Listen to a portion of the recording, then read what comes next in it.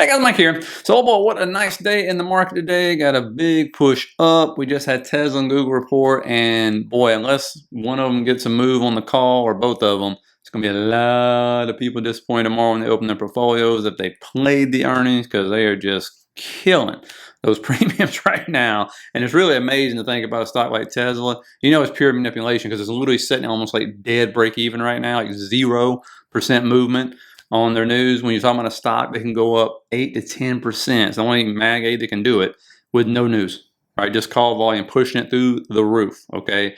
And to see that, and I think if it doesn't make the expected move, which I believe is 7 or 8%, I think, don't quote me on this, but I believe this is true, 3 out of the last 4 earnings calls would not have actually made the expected move, which of course means IV crush, boom, when you open your portfolio tomorrow if you played it. But you know, so interesting. Let me know in the comments what you're doing with that one. Hopefully, you know, maybe Elon will say something magical. Maybe the CEO of Google will say something from, you know, and get it going. I got burned like, what was it, 3 earnings ago?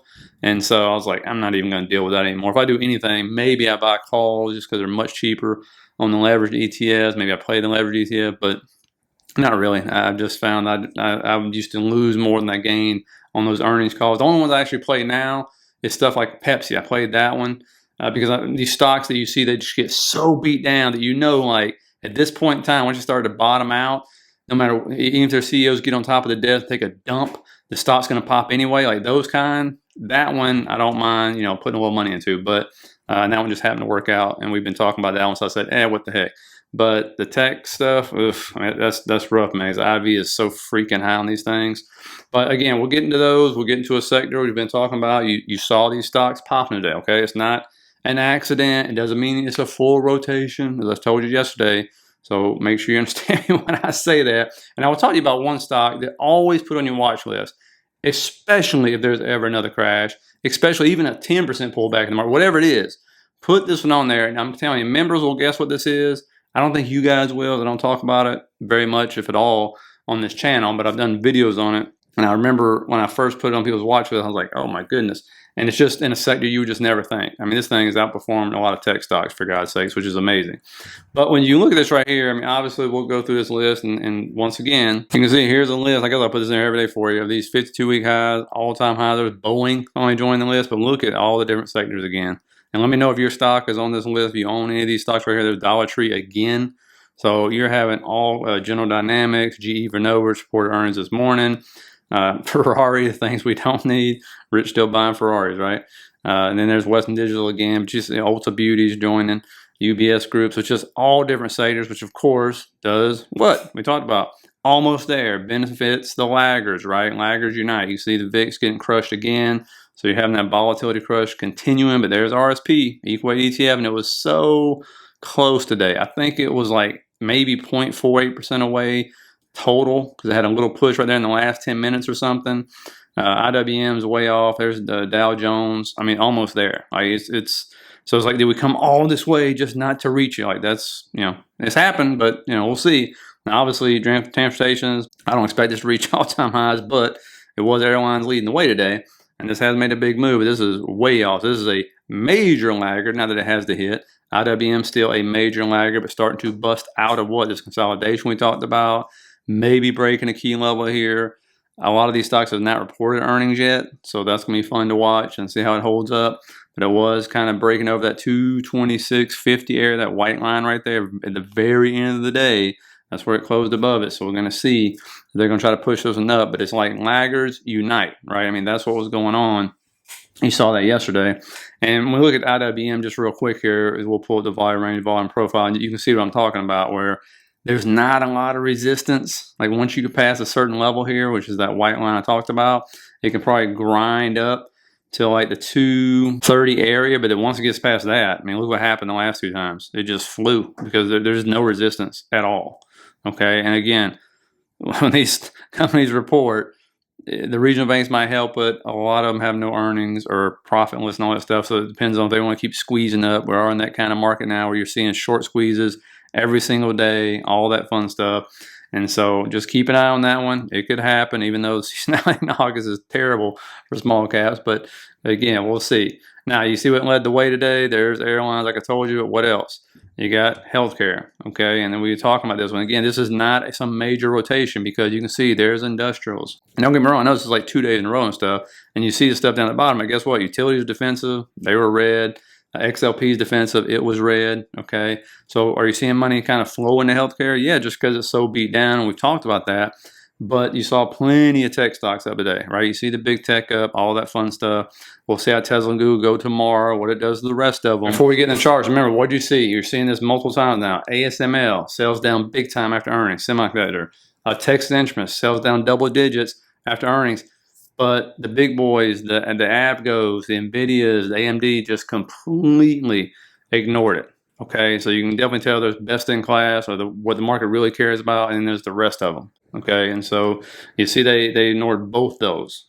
Now, getting into the healthcare part, what do you see? Healthcare starts going up. Doesn't matter what it is, whether it was high beta, low beta, it didn't matter. There's HIMSS. I mean, massive day. I think it got to be like the 17% today or some crazy mess. But again, this one's wedging. Very high beta name here. Can have huge moves we know of. It's finally moving up in this gap again. And when it gets up in the gap, it can fly. Yeah, 18% almost today at the high right there. And so you can see the calls just flowing in, right? I mean, they were just flowing in these calls all day long, pushing. That's why you get a 17% day for crying out loud. Even it didn't matter what the market was doing because the Qs were red a lot of the morning. Did not matter. Okay, I think they were down like 0.3% on the Qs at one point in time. Did not matter. Now, looking at this, you can see why it flew right through like this volume gap. You see this big drop off right here, and you've seen the path. Why? Big fly down, big move up, big move down, big move up. All right, so this is one of those stocks. And when you look over, again, we'll see if it breaks that trend line. But more importantly, does it break these highs? You know, do we get up to that level? That's what we got to find out. All that's for nothing if you can't break above that. Okay, because if not, that means it's just another big move up to get liquidity before they pull the rug on you. So that's what you're looking at on that one. Because I heard some like civil, like I think class action lawsuit was filed today on them, and they popped on it. So, you know, just ignore the news. It was a squeeze. Now, UNH, again, we said it was going to come down here. It's going to take this daily fair value gap, this imbalance. That's what it's done. Last couple of days, seen money roll into it. All right. So, whopping 4% there. But again, it's done a good job of moving around and just figuring out how to where to take liquidity at like any other stock. Where was liquidity to be taken? Liquidity to be taken was right there. All right, and that's what it took to the penny. And of course, where's the next one? If it decides it wants to move up, again, it's going to be right above it, right there. That imbalance where those anchored VWAPs are. Those anchored VWAPs were support. I told you if we break those anchored VWAPs, this thing is going down to the fair value gap. That's where it went. And so it just seeks out liquidity like any other stock to be had. And so you can clearly look at this thing and say, okay, that's going to be major resistance to get through. They don't have earnings till I think beginning of August right now, if I'm not mistaken, maybe the end of July with them look. But again, that's the next to the upside. Obviously, there's still some of that imbalance to be taken on the daily. So, you know, this one ain't out of the woods by no means. Okay, and I've told you before, you know, earnings is going to decide where this thing goes because every time a health insurance company reports, all of them drop. All of them are pulling guidance. They're just a mess right now because of Medicare and stuff. You look at the CNC, which dropped UNH about a week ago when they reported. This thing's down to 2014 levels, folks. That's how bad off this one is. Okay, and you can see nice move up about 9% right there, but all it means nothing if it can't get above the anchor VWAPs. Okay, that's just the way it is. Okay, and then we'll put another anchor VWAP on the bottom here, see if it can hold above that. If it breaks down below that, see you later. Again, it has plenty of room. It can fall because there's supports down beneath as well on this one. ELV is another one, of course. This is the one that brought UNH down just the other day when they reported the second largest health insurer pull guidance, as all of them do. It's had a nice little bounce, about 7% bounce right there. It has a gap right above there. It can start to fill into if it would like. But, you know, again, I don't really cover that one as much as I do the other ones, but, you know, nice move up. Oscar, another health insurance here. Very high flyer, as we know, is a gap above. If you look up here, if this thing wants to continue to push, healthcare wants to continue to push and see some money rotating these high flyers, you can see where it could be heading to, okay? And you can see what happens when it gets up to the 0.5 fib, golden pocket, 0.79 fib, which all lies right there in that gap. When we pull up the visible range volume profile, you can clearly see right here, if you can get above this area right there, it'll get in that gap pretty fast, just because we know, because look at the moves before. Okay, that's why we know this one, it'll get the options behind it, the calls will start rolling in, but it has to get above that level. It's just plain as day. And I think if healthcare starts to roll back over, I think a lot of these stocks will start to roll over with them. And a whole lot of this has to do with the ratio we talked about, XLV divided by XLP, XLV divided by SPY. And you can see it is in the dumps. It's back in the dot-com levels here. That's how bad healthcare has been left in the dirt. And you just get these bounces. They're just so extreme to the bottom that they get these bounces. It's had many bounces like this and then just roll back over. So nothing new. If you can get above, I'll put a trend line on this thing because you can actually chart these out. And so we'll put a trend line right here. If it gets above that, gets above that white line, then I'll sit here and pay a lot more attention to it. But until then, again, it's right at it. So if you can break above it and keep moving higher, then we know we got, definitely some rotation coming out of the high flyers, profit taking, rolling back in. Again, money just shifts around the market. It doesn't really leave it. Oklo was another big move today, and it went up way up and then had like a massive drop midday. But I didn't mention this yesterday. I actually edited out the video when I said it because I want to double check it. So I asked Gemini AI, and I was telling members, this is the stock I was thinking of that has no revenue. So it has a $10 billion market cap. And then, of course, Gemini even said not only do they have no revenue, that they're not even projecting revenue until like mid-2026. And I was like, wow. And so these are the ones, you see how they fly, right? Up and down, massive moves, and this is why, especially this one. Watch this one for sure. Like if there's going to be market weakness, like this would definitely be one of the ones that'll be on the short list for a whole lot of people because you have no revenue to rely on. Roblox, finally, hey, a couple days in a row now.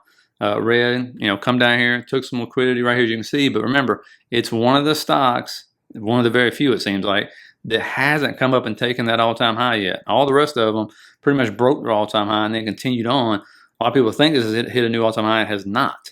And so finally you see a pullback because all of them do get a pullback. And it happens pretty quickly. But again, it came down to 0.5 fib in the latest swing low and it bounced. All right. And again, nobody can argue.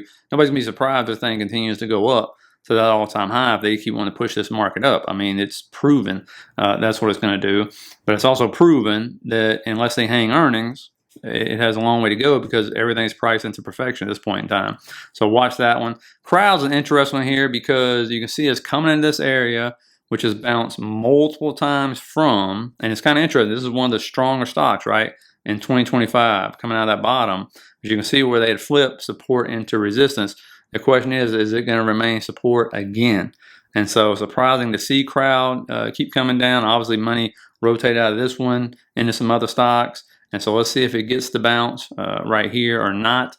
So you can see it's hitting the 0.5 fib right there. And so we'll see. This is one to watch out if you like Crowd. We are coming in more of a weaker deal here. So this is one of the ones I always tell people, if you come in and seasonality weakness and you're looking at a stock like this and you like it, again, it's setting lower highs right now. And we continue to set lower highs.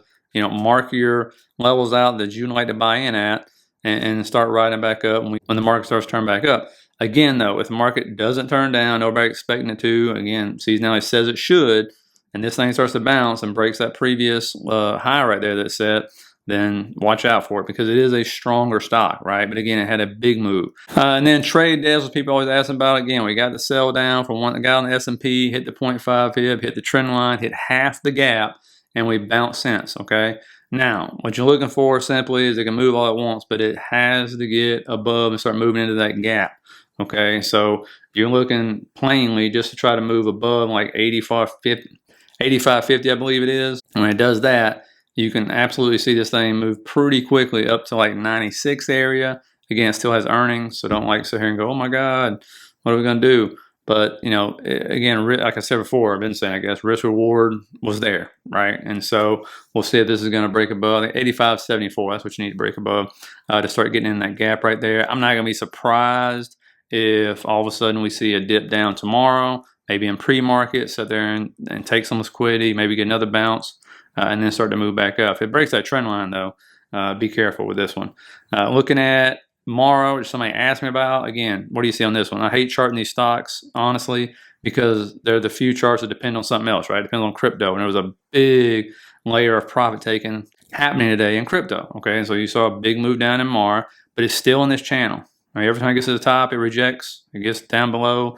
We sit there and move up. Again, you've got a discount. You've got an area. You look to the left, which has been a bounce point. So if crypto recovers more, this one's going to recover too. Watch for it to break that $20 mark right there and start heading back up in the channel and to keep going. But again, like I keep saying, with these stocks, with crypto, if the market shows weakness, if these Mag 7 aren't important and the the market doesn't like what they're hearing, then guess what? It's going to go down with it, okay? Now, a stock to put on your watch list from here and forever is a utility stock, GEV. I think I mentioned it before, but I've done multiple members videos on this one. And I remember somebody reminded me just the other day when I did a video right there. It was like 185 or something. I was like, watch this right here. It's coiling for a breakout, and this is how it moves. It gets in these ranges where it just coils, and it'll have a big spike up. Again, a utility stock, okay? Has outperformed a whole lot of tech stocks during this same time frame. Big move down on the tariff tantrum right there. Boom, 44%. And then look at that bounce right there. I mean, this has outdone a whole bunch of them, 150% on a freaking utility stock, and it had earnings yesterday, and boom, big gap up. And so, as you can see, it gets pullbacks. But especially if you ever see it coiling like that, you're going to get a big move. And because it's utilities, you know, that's like this thing. I even read something the other day saying our utility bills on the East Coast are going to go way up over the next 3 years, which I was not happy to hear, but, you know, it is what it is. So now looking at earnings tomorrow, you got American Airlines, Southwest Airlines, talking about transportation. I guess we'll see how that goes. Honeywell, and then in the afternoon you'll have Intel, Newmont, Deckers right there. And then we go into the data. You'll finally get red folder news with unemployment claims, flash manufacturing PMI, flash services PMI, 1 before the bell, 2 after the bell. Also new home sales. We'll see how that goes. And so anyway, hope you guys got some out of it. Let me know if you played either Google or Tesla on the earnings right there. Please hit that like, subscribe button on your way out. I'm going to sign up for the membership. Left the McDonald's combo at $7.99. And all you do is hit the link down in the description right there. It's the very first one. And I will see you guys tomorrow for another fun one. Feel free to put your questions for Saturday's video in the bottom if you have any. I'll start working on that for us.